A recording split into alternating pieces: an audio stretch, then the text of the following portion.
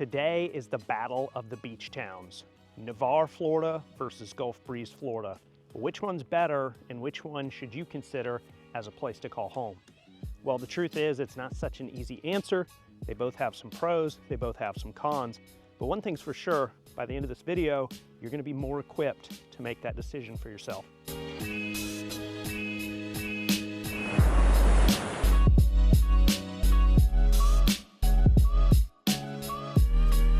First thing you're gonna wanna do is just show you kind of the layout of Gulf Breeze and Navarre. They actually run into each other and are connected. It's a long peninsula. You wouldn't necessarily know that you left one and went into the other unless you saw the signs or the different shops that say Navarre or say Gulf Breeze. One of the main factors that people decide on choosing one over the other is just proximity. Maybe you have a job drawing you in one way or the other, or maybe you have family in the surrounding areas. Gulf Breeze is just west of Navarre and closer to the neighboring city of Pensacola, Florida, which is a much larger city in the fact that it has multiple hospitals, you've got schools, and you have a lot of community events. A lot of people that often work in Pensacola sometimes reside and call Gulf Breeze home. On the flip side, Navarre is going to be east, and you're going to be closer to Destin, one of the big tourist attractions. You're also close to Fort Walton Beach, Mary Esther, even Crestview or Freeport, some of those surrounding areas.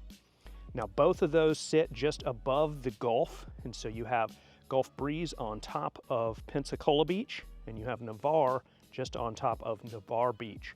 Either way, you're gonna have access to the Gulf Coast, seafood, lots of fun things to do. That's the layout. So just behind me here is the bridge that goes from Navarre, the town, the city, over to the beach, Navarre Beach, which is what everybody dreams about. It's the Gulf Coast. It is absolutely gorgeous. And you have that at your fingertips at any given time. The weather here is stunning. It's gorgeous today, and it's mid-January, so this is winter here in Florida. Don't get me wrong, I don't plan on jumping in the water today, but it's still really nice out. And we get, I would say, good weather about 9 to 10 months out of the year.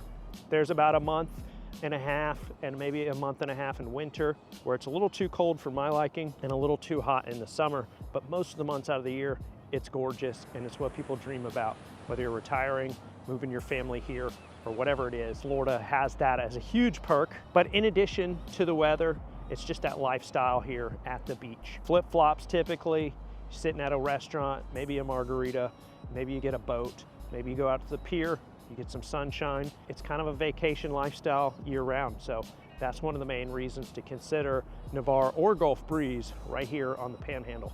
All right, so if we're comparing Gulf Breeze and Navarre, then we need to talk a little bit about some of the pros and the cons to both. As far as both go, one of the pros here is kind of a laid back, small beach town vibe, right? That's what people are looking for. You're away from the big city and people like that. It's a little bit quieter. You've always got the beach pretty close by. Whether you're in Gulf Breeze, you've got Pensacola Beach. If you're in Navarre, you have Navarre Beach. And then right in the middle of the both, you're kind of torn on which one to go to. I'll show again on the map here. It's just got that small beach vibe. In Navarre itself, you've got St. Michael's Brewery. That's a new place, fun to go to. You've got the water sports here. Obviously, the beach is the main attraction. Unlimited seafood, boating, fishing, kayaking. Everything that you would want in a beach lifestyle is right here. You also have the sea turtle preservation. You've got a wildlife refuge, plenty of places to go, eat, coffee, everything you would want. But it's that slow, small town pace that people are striving for. As far as Gulf Breeze, it's broken up into two sections. You have Gulf Breeze proper, and then you have more of the midway section. They are separated by a national seashore. It's a bunch of protected land, a really cool place to go and walk trails, but that breaks up Gulf Breeze, and proper tends to come at a higher price point, a little more desirable in the sense of school zones. It's also closer to Pensacola, the city, so you have quicker access. But you've got a lot of things in Gulf Breeze as well. You have the Gulf Breeze Zoo. You're going to consider Pensacola Beach your beach because it's broken up in kind of a weird way where it sits below Gulf Breeze. Now, one of the downsides to both is traffic. Unfortunately, because it's a long peninsula, you do have some congestion at times. They are working on it. They just extended to 3 lanes in most of Gulf Breeze, and it's supposed to continue its way down the coast. But traffic can get a little bit bad, especially those 9 to 5 hours. And in the summer times, you get some spillage over from the beach. Another con potentially would be maybe a lack of job opportunities. If you're coming here for a job, then by all means, I wouldn't deter you. But if you're coming here and you're looking for opportunities, not that they don't exist, but it will be limited. Again, this is not a huge city. These are kind of really small beach towns connected to each other. And then one last con, I would say, would maybe be a lack of retail shopping. Not that there aren't plenty of things to do and a great place to relax, but if you're looking to go to the big box stores, you are somewhat limited. Now you're gonna have everything you need as far as grocery shopping. There's Publix, there's Walmart, Lowe's, Home Depot, you've got Chick-fil-A, Starbucks, all that good stuff. But if you love shopping, you're gonna probably find yourself either going over to Destin for the day or the weekend, or to Pensacola for a lot more options. But those are some of the pros and cons of both. Let's talk a little bit briefly about housing and what are the comparisons, what are the differences. As far as a median price point goes, you're gonna be kind of in the 400 range as a median. And both areas honestly are fairly similar. You've got tons of different neighborhoods. Two of the most famous in Navarre would be Holly by the Sea, and in Gulf Breeze would probably be Tiger Point. They both have golf courses, amenities, very community friendly, but there's a bunch of other options to compare to those as well. Those are just some of the most famous ones that I wanted to mention. Again, if you're in the 400 range, you'll probably have a good amount. There are homes cheaper, starting in the mid to upper twos is findable, and also into the 300s as well, of course. But if you break above that, you go into maybe the 500, 600, and 700 range, where you're gonna have access to about 85% of all the homes on the market in Navarre or Gulf Breeze. Now, of course, there are waterfront homes as well. People love the water lifestyle. That's gonna typically come at a higher price point if you actually own the water.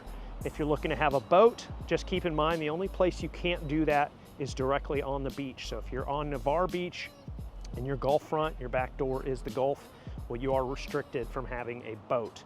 But there are also a lot of neighborhoods that don't have HOAs or have relatively laid back HOAs, and those will allow you to park your boat either in the front yard or in the back. So you can still enjoy the water, but you live in a better price point. Just some things to keep in mind. If you're interested in new construction, you do have options here.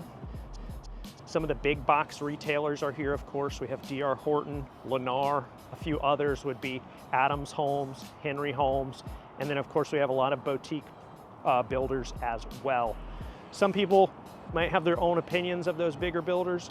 Just keep in mind they are able to get a much cheaper price point because they order supplies in bulk. And one trick that I have learned in helping my clients in the past is just make sure you get a thorough home inspection from a professional. It will prevent any headaches or any errors in the construction process. But new homes do have some benefits. You're gonna have much lower home insurance, and of course the home itself could be cheaper. But you can also go custom as well. You can find a lot, build your dream home, or you can go resale. Speaking of insurance, if you're gonna buy a resale home, a lot of people do ask me about home insurance here on the coast, and the truth is it's actually fairly reasonable as long as you make sure of a few things, that the main components of the home are relatively new or updated.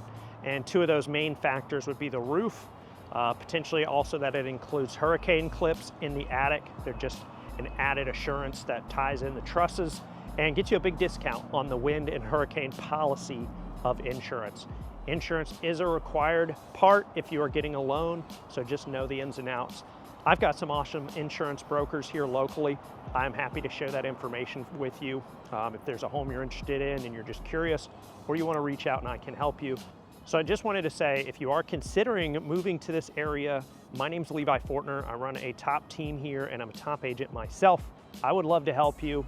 Truly, any questions you may have, whether it's insurance, it's homes, it's inspections, negotiations, closing costs, you name it. If I can help you, please give me a call, text, or an email, and myself and my team will give you our undivided attention. We have a track record of winning for our clients. That's what we like to do. That's why I try to put out this content for you guys. So stay tuned, give me a call, and I'll see you soon. Take care.